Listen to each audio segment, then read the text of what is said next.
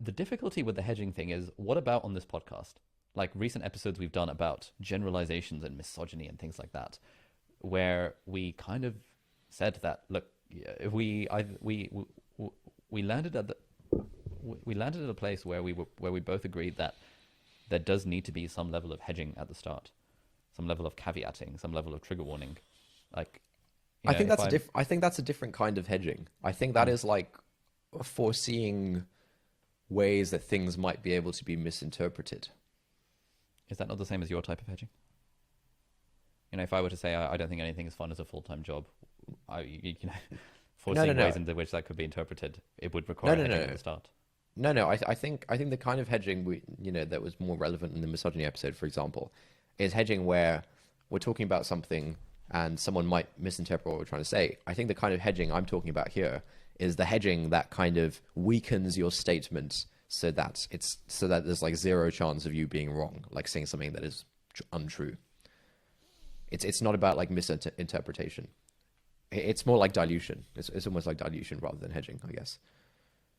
I think the hedging to not be misinterpreted. I think hedging is actually the wrong word for it. I think hedging is the right word for this, for the dilution thing. But whatever. We don't need to get into that. Do you agree with that? Do I agree with? Do I agree with what? That The, hedging the, is the, the wrong sort of word. well, those two things are different.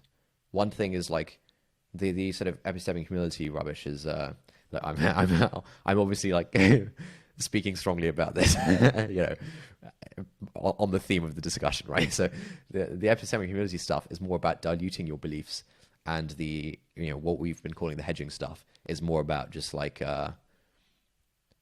putting some disclaimers and caveats so that it's harder for other people to misinterpret. It's not about dilution. I'm not sure I agree with that yet. Um, so we're saying the difference is dilution versus misinterpretation. Okay. Okay, for example, the kind of hedging that might be appropriate in like if we're discussing misogyny or something like that is if we're talking about like what's a good example? Okay, for example, if you're talking about a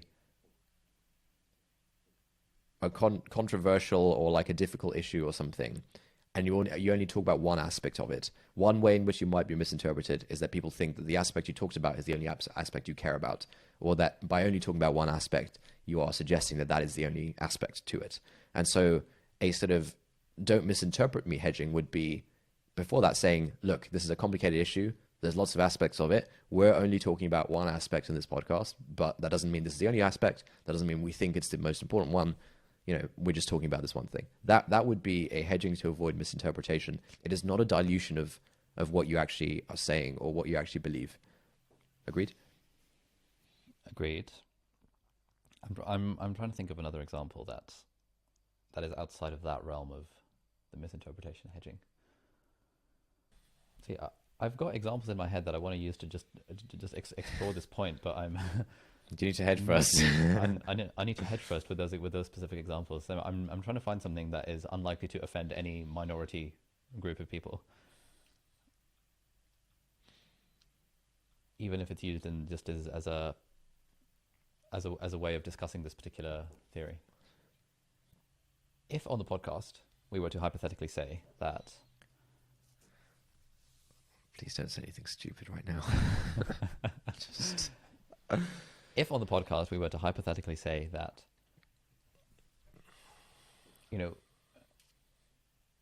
women in general are more attracted to confidence or confident men, okay. to what extent would that need hedging in the form of dilution of the statement versus risk of misinterpretation? It's something I strongly believe, but I feel like it's something if I were to say out loud would require some level of hedging, and it wouldn't necessarily be bad for that to be a hedged statement.